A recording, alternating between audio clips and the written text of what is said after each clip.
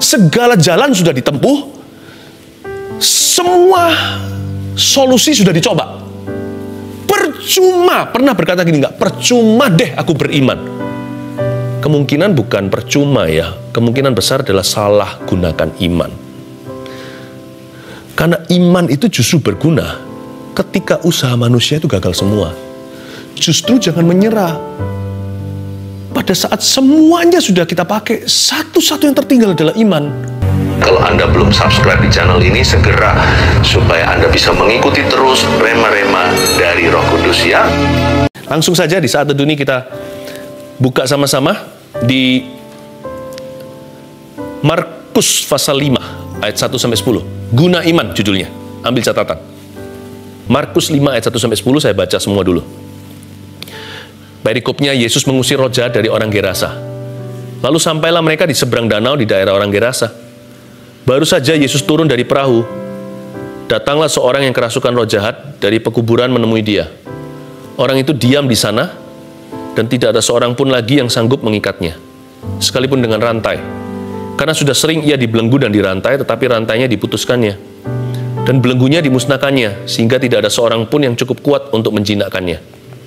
Siang malam ia berkeliaran di pekuburan dan di bukit-bukit sambil berteriak-teriak dan memukuli dirinya dengan batu. Ketika ia melihat Yesus dari jauh, berlarilah ia mendapatkannya lalu sujud menyembahnya.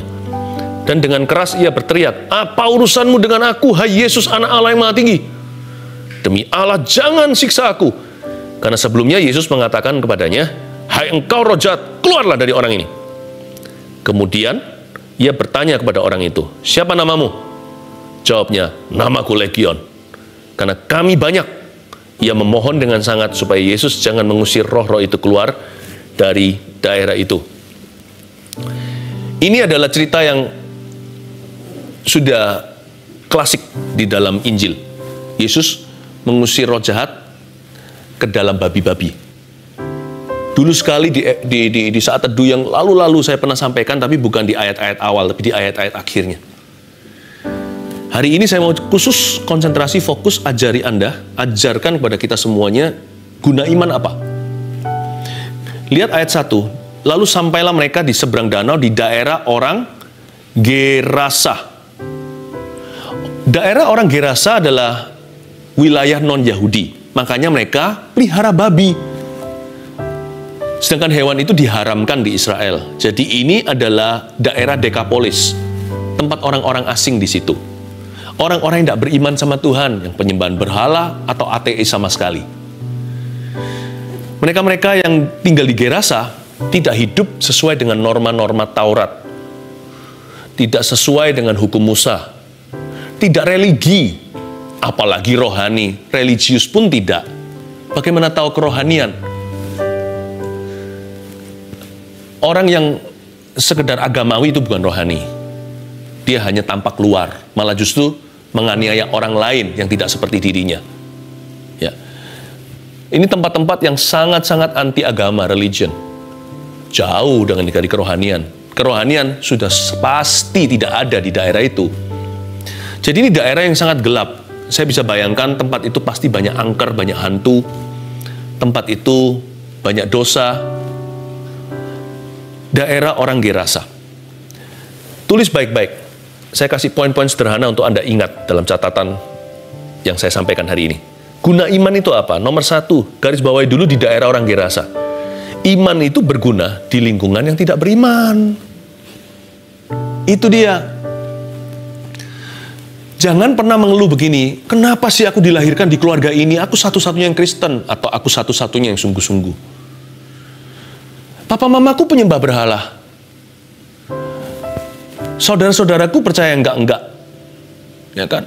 Masih melakukan praktek-praktek yang mendukakan hati Tuhan yang jelas-jelas dilarang. Kenapa Tuhan? Kenapa? Lalu kita menangisi nasib kita, meratapi diri sendiri dan mengasihani diri. Dan kita berkata, why me? Why me? Ya karena itulah Anda jadi orang beriman. Terang itu harus bercahaya di dalam kegelapan. Mana ada lampu dinyalakan tempat terang? Lampu kuning kek, putih kekuning-kuningan, atau yang kuning beneran? Atau lampu yang putih, Seperti zaman-zaman kuno itu rumah-rumah semuanya putih-putih. Coba siang hari, nggak akan bedanya dengan cahaya. Apalagi kalau kita nyalakan lampu di luar sana. Lampu apapun, berapapun wattnya akan pucat kalau di bawah sinar matahari. Buat apa nyalakan lampu di tempat yang terang? Coba mobil, kendaraan kita, sepeda motor contohnya. Siang hari kita nyalakan lampunya, nggak akan ada yang silau di sekeliling Anda. Tapi kalau malam hari Anda nyalakan lampu kerasnya, high beamnya, bisa marah itu pengendara yang lainnya. Tapi kalau siang nggak ada bedanya. Jangan pernah kita ngomel sama Tuhan. Kenapa Tuhan aku satu-satunya? Bukan hanya di keluarga, di tempat kerja. Kenapa Tuhan taruh aku di bidang ini? Ini tempat yang basah sekali. Ini sesuatu yang abu-abu. Dan aku satu-satunya anak Tuhan di sini. Kiri kanan semua sikut-sikutan. Atau yang sebelah situ jadi batu sandungan, Kristen KTP-an. Ngakunya sih Kristiani, tapi perbuatannya nggak ada bedanya dengan orang dunia. Bisa fitnah sesama teman kerjanya supaya dapat promosi dari atasannya. Kita mungkin mengeluh dan berkata, why me? Kenapa aku? Lalu kita mulai goyah imannya. Loh, bukan justru di dalam situasi seperti itu imanmu berguna. Bukan karena situasi demikian Allah mengutus orang-orangnya. Anda tidak diselamatkan, saya tidak diselamatkan untuk diri kita. Satu orang percaya pada Tuhan dalam rumah, seisi rumah tangganya diselamatkan. Kisah Para Rasul pasal 16 ayat 31 ketika Paulus dan Silas menyelamatkan kepala penjara di Filipi. Bukannya justru kita itu diselamatkan untuk waktu-waktu seperti itu, untuk orang-orang yang demikian. Kalau kita orang pertama yang diselamatkan, jangan mengeluh, berarti tugas kita besar, tapi privilege. Tapi juga berarti kita mendapatkan kehormatan dari Tuhan untuk menjadi mitra pertama. Bukannya kita ini dibeli sama Tuhan, jadi terserah Tuhan beli untuk apa. Dengan darah yang mahal kita ditebus. Jadi kalau dari antara 5 orang satu keluarga, kita dulu yang diselamatin. Itu karena Tuhan kasih misi yang mulia atas kita. Jangan mengeluh dan justru jangan tawar hati dan berkata, why me? Bukankah imanmu justru berguna di situasi itu? Bukankah karena situasi demikian, Allah bangkitkan seorang yang beriman, malah kuatkan imanmu dalam situasi yang demikian. Jangan melemah malahan. Dan kalau Anda ditaruh di tempat kerja yang seolah-olah Anda sendiri Kristiani, Anda satu-satunya yang sungguh-sungguh, jangan mengeluh. Kecuali apabila profesi Anda itu tidak halal. Profesi Anda itu adalah kejahatan. Kalau kriminalitas, perjudian, human trafficking, dan sebagainya, nah yang kayak begitu, jangan berkata, Tuhan taruh aku di sini. Nggak pernah ya, cabut dari Babilonia, lari, jangan menoleh ke belakang. Hai Yusuf, jangan menengok ke istri Potifar. Biarkan, tinggalkan whatever yang kecantol di sana. Mau duit kek, mau pengalaman berapa tahun di situ, lari, hengkang. Jangan menoleh lagi. Mau jubahnya yang ketinggalan, mau difitnah, diperkarakan, pokoknya you have to come clean. Kalau itu profesi adalah profesi yang disebut kejahatan. Tapi kalau bukan, di tempat basah abu-abu Anda sendirian di situ, so what? Justru karena itulah Anda ditaruh di sana. Guna iman itu justru di daerah orang Gerasa, iman itu berguna. Iman tidak berguna di bait suci. Tuhan tidak datang sebagai tabib bagi orang yang sehat, tapi yang sakit, yang butuh dokter, bukan? Buat apa kita buka rumah sakit, tunggu orang sehat datang ke situ? Bukannya orang sakit, makanya namanya rumah sakit, bukan rumah sehat. Di daerah orang Gerasa iman berguna. Di mana Anda diletakkan hari ini? Di tempat sekolah, di kuliah, sini sana sumpah serapah, Jesus disebut-sebut bukan untuk menyembah. Belum lagi kata-kata lain yang patut disensor setiap harinya. Lalu orang-orang kanan kiri kompromi karena dari keluarga broken home, atau keluarga orang kaya tapi anak manja, atau dari orang-orang yang mentalitasnya betul-betul seperti budak dosa. Anda lihat pergaulan yang salah. Why me? Why am I the only one? Kenapa aku satu-satunya youth, anak muda yang sungguh-sungguh radikal dengan Tuhan? Kiri kanan kulihat bukan hanya cemara, tapi orang pacaran sembarangan saja. Aku tahan nafsu dan berkata, no, aku tidak mau jatuh. Nggak mau jatuh pun masih jatuh bangun kok. Aku harus tetap teguh. Karena kudus itu perlu. Tanpa kekudusan, Alkitab berkata, kita tidak akan melihat Tuhan. Aku merasa seperti minoriti atau minoritas. Jangan tawar hati. Engkau menabur yang benar. Lihat nanti siapa yang menuai yang baik. Kalau Anda satu-satunya yang punya pendapat pacaran hanya sekali untuk menikah, artinya saya nggak pacaran tuh gonta-ganti. Saya mau sungguh-sungguh mempertimbangkan setiap keputusan hidupku. Tetap teguh. Suatu hari Anda akan jadi konselornya mereka. Ketika satu persatu teman-temanmu mencari Tuhan, pada akhirnya ketika mereka tabrak tembok, kecentok batu, kita tidak doain, tapi siapa yang menabur kedagingan menuai kebinasaan. Anda harus tetap tahan. Lakon menang belakang. Di Gerasa Anda harus bertahan. Disitulah guna iman. Tangkap ya. Semua kejadian ini Yesus mengusir legion dari tubuh satu orang pria. Itu di Gerasa, bukan di bait Allah. Iman justru berguna di sana. Dan setan-setan itu dilempar ke babi-babi. Ribuan babi tenggelam lemas, mati. Itu terjadinya di Dekapolis, daerah 10 kota, beberapa kota yang diisi dengan orang-orang yang tidak bersunat hati. Orang-orang yang tidak takut akan Tuhan. Justru Yesus itu gagah di sana, bukan jago kandang. Berbahagialah Anda kalau Anda ditentukan sebagai wakil Kristus di tempat-tempat yang paling gelap atau minimal abu-abu. Bersyukurlah dulu, supaya jangan mentalnya kalah. Belum mulai sudah merasa terpukul, belum apa-apa udah kecewa. Pahalamu besar di sorga. Ayo, fight. Ayo kita gunakan iman. Justru di tempat yang tidak beriman, kuatkan imanmu, pakai imanmu. Berikutnya, di ayat yang ke-2, baru saja Yesus turun dari perahu, datanglah seorang yang kerasukan roh jahat dari pekuburan menemui dia. Orang itu diam di sana. Ngeri ya. Ini orang berkeliaran di kuburan. Karena orang ini memang nggak waras, orang gila alias kesurupan setan. Tapi semua orang hanya memandang dia sebagai seorang yang punya masalah psikis. Tapi Yesus tahu dan murid-muridnya juga mengerti. Orang ini dihuni oleh legion, kuasa kegelapan yang tak terhingga jumlahnya. Orang itu diam di sana dan tidak ada seorang pun lagi yang sanggup mengikatnya. Garis bawah ini. Tidak ada seorang pun lagi yang sanggup lalu mengikatnya. Garis bawahi sampai sanggup. Tidak ada seorang pun lagi yang sanggup. Kasihan orang ini. Poin nomor 2. Guna iman. Yang kedua catat. Iman berguna ketika usaha manusia gagal semua. Justru ketika manusia gagal, gunakan iman. Bukan malahan kecewa sama Tuhan. Jangan biasakan merengek-rengek di hadapan tahta kerajaan sorga. Sebab Anda tidak dipanggil jadi pengemis sorgawi. Anda dipanggil menjadi anak-anak Bapa sorgawi. Orang itu diam di sana. Si orang gila ini yang kasihan tahanan setan. Dan tidak ada seorang pun lagi yang sanggup mengikatnya. Anda sudah garis bawahi kan? Tidak ada seorang pun lagi yang sanggup. No one else is able. No one can anymore. Tidak ada seorang pun yang bisa. Sekalipun dengan rantai.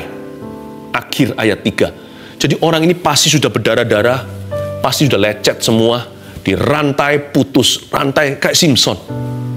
Tapi kalau Simpson karena Roh Kudus jauh lebih kuat. Ini roh jahat, tapi melukai tubuhnya. Kasihan kadang-kadang kalau saya lihat orang-orang yang ketika dihipnotis, ada yang palsu sih, tapi ada yang asli. Lalu suruh gigit kelapa atau apa hingga rompal-rompal giginya. Setan sih nggak mau tahu. Setelah pakai, setelah manis sepah dibuang.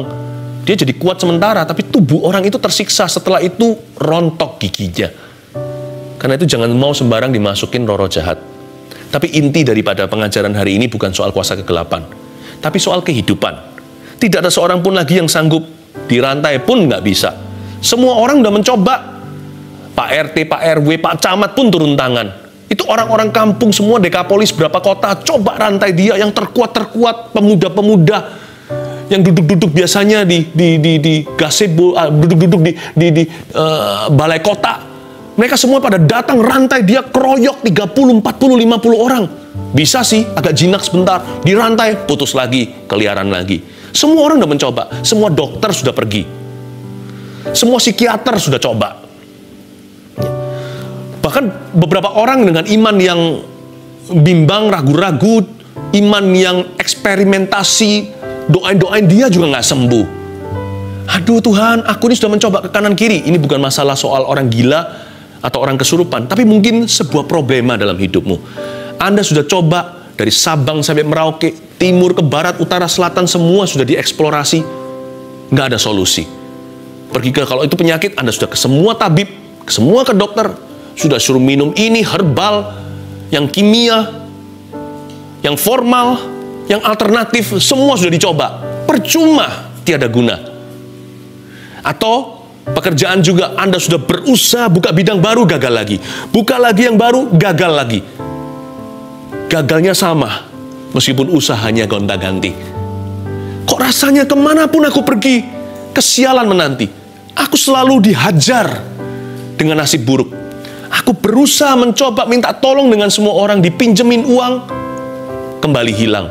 Dipinjamin lebih, nggak bisa kembali. Aduh Tuhan, jalan buntu. Semua usaha manusia sudah dilakukan. Saya nggak bicara tentang kesurupan setan. Saya bukan bicara tentang orang gila. Tapi konteksnya luas, yaitu kehidupan. Pernahkah Anda berada di dalam situasi putus asa tak berdaya? Aku sudah berusaha, orang lain sudah berusaha, semua yang peduli dengan hidupku sudah berusaha pula. Semua usaha manusia sudah dilakukan, segala jalan sudah ditempuh, semua solusi sudah dicoba. Percuma, pernah berkata gini nggak? Percuma deh aku beriman. Kemungkinan bukan percuma ya, kemungkinan besar adalah salah gunakan iman. Karena iman itu justru berguna ketika usaha manusia itu gagal semua. Justru jangan menyerah. Pada saat semuanya sudah kita pakai, satu-satu yang tertinggal adalah iman. Malah kita lepaskan iman. Iman itu terpisah dengan usaha.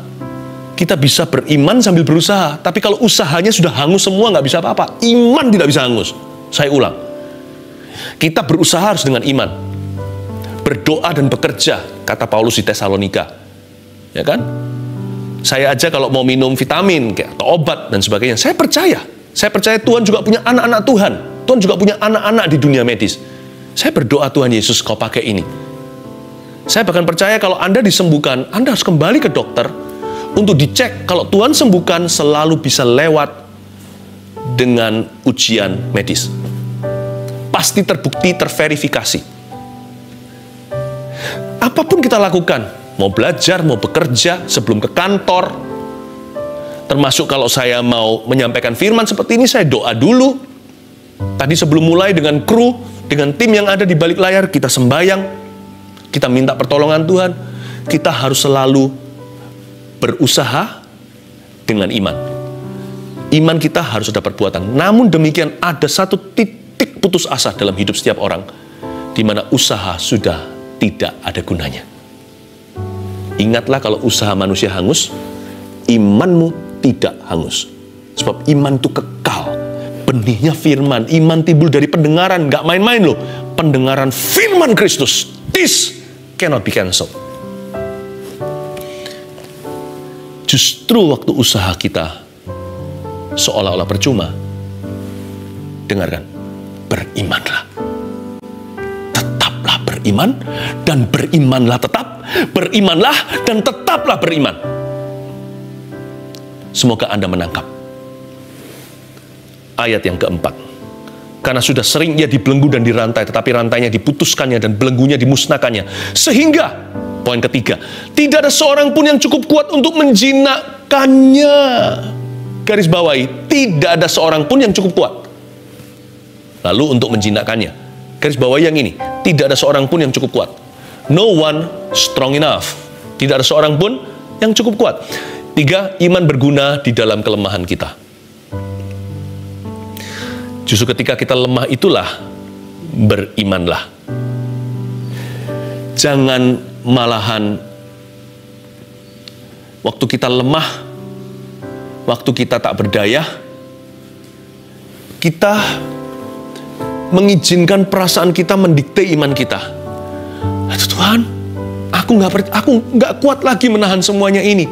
Justru pada saat itulah alarmnya berbunyi. Waktu seseorang berseru dalam hatinya, ada kata-kata begini, aku udah tidak kuat lagi. Nah, disitulah faith kicks in. Iman baru menendang. Iman baru menjadi pegangan. Iman itu berguna di dalam kelemahan kita. Pernah merasa lemah? Merasa tak berdaya? Merasa tidak kuat lagi? Rasanya aku mau give up. Justru ya, kita harus bisa menerjemahkan waktu kita mau menyerah, itulah saatnya jangan menyerah. Kita sudah dekat dengan mujizat kita, atau dekat dengan pertolongan Tuhan, paling tidak dekat dengan pengenalan Tuhan berikutnya dalam kehidupan kita. Feeling kita itu bisa menipu.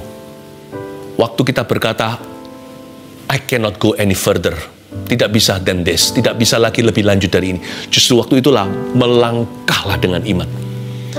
Karena iman itu justru bersinar terang ketika tidak ada seorang pun yang cukup kuat. Waktu semua orang lemah, kuasanya menjadi sempurna. Saya review kembali, guna iman itu apa? Iman berguna nomor 1 di lingkungan yang tidak beriman. 2, iman berguna ketika usaha manusia gagal semua.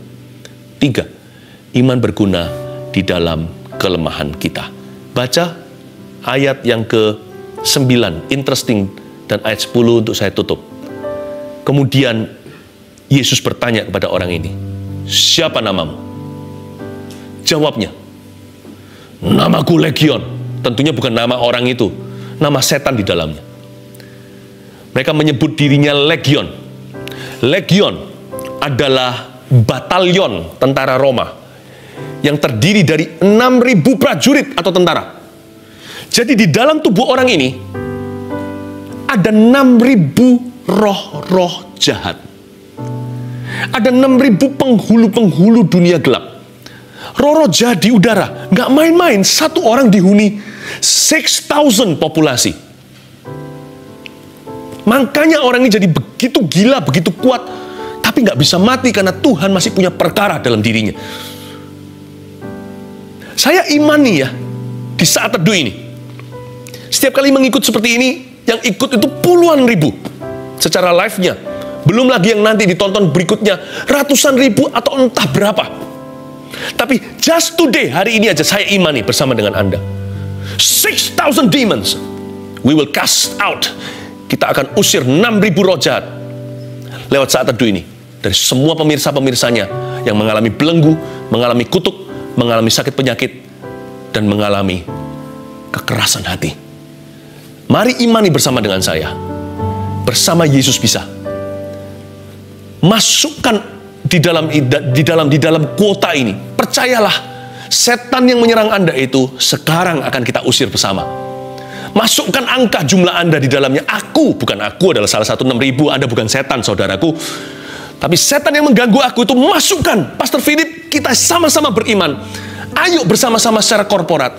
Setan yang selama ini menghalangi dan menyerang hidupku itu akan kumasukkan dalam golongan yang terusir malam hari ini. Amin. Tapi jangan lemparkan tanggung jawabmu. Kalau itu tanggung jawab Anda, itu bukan setan. Tapi memang ada yang kuasa gelap. Dan itu akan kita usir hari ini. Ribuan roh jahat akan pergi. Apakah Anda kira sebelum saat teduh seperti ini kami tanpa peperangan rohani? Tidak selalu dalam peperangan rohani yang kami alami itu tidak selalu fisik ya. Tapi saya tahu kita dalam peperangan. Tapi pernah juga, saya nggak perlu banyak cerita karena fokusnya bukan ke kuasa kegelapan. Pernah sebelum saat teduh, saya nggak beritahu yang mana. Saya mengalami peperangan rohani di dalam doa saya. Dan itu nyata. Atau waktu saya tidur, saya mengalami gangguan yang nyata. Dan itu bukan manusia. Dan saya tahu itu bukan karena saya, itu karena Anda. Karena kami ini imam-imam bukan? Tonight, roh-roh jahat yang selama ini menjadi penghalangmu untuk beriman pada Tuhan.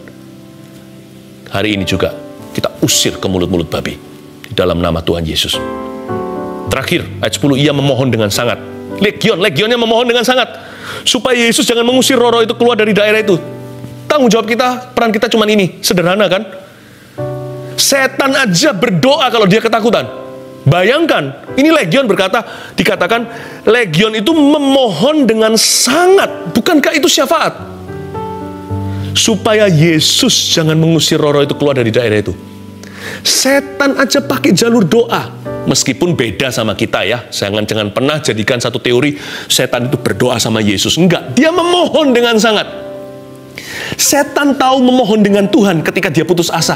Kok kita ini loh warga negara kerajaan sorga, kok kita ini loh anak-anak Tuhan yang sah, kok tidak pakai jalur permohonan ketika kita dihimpit masalah, ketika kita berada dalam satu keadaan putus asa. Setan aja tahu menghampiri tata Allah, memohon belas kasihan. Padahal dia musuh Tuhan. Yesus tidak mati bagi malaikat. Yesus mati bagi umat manusia, bagi Anda dan saya, bagi engkau dan aku. Tugas peran Anda hanyalah berdoa ketika Anda tidak berdaya. Ketika Anda putus asa, sembayang pada Tuhan Yesus, bukan pada sembarangan. Tugas Anda adalah memohon, meminta, mencari, mengetok, pintu akan dibukakan. Setan aja Tuhan tidak usir keluar dari daerah itu, dilempar ke babi. Asa anak-anaknya untuk kita dia mati. Tuhan akan pelit sama you and me. Tidak, bukan? Tuhan sayang dengan Anda. Peran Anda dan saya hanyalah berdoa. 1 Petrus 4 ayat 7. Kesudahan segala sesuatu sudah dekat. Karena itu, kuasailah dirimu dan jadilah tenang, supaya kamu dapat berdoa. Saudara yang terkasih, terima kasih telah mendengarkan firman Tuhan hari ini. Jangan lupa untuk dukung terus channel ini dengan cara subscribe, like, share, dan juga komen, agar saudara kita yang lain juga boleh terberkati. Tuhan Yesus memberkati kita.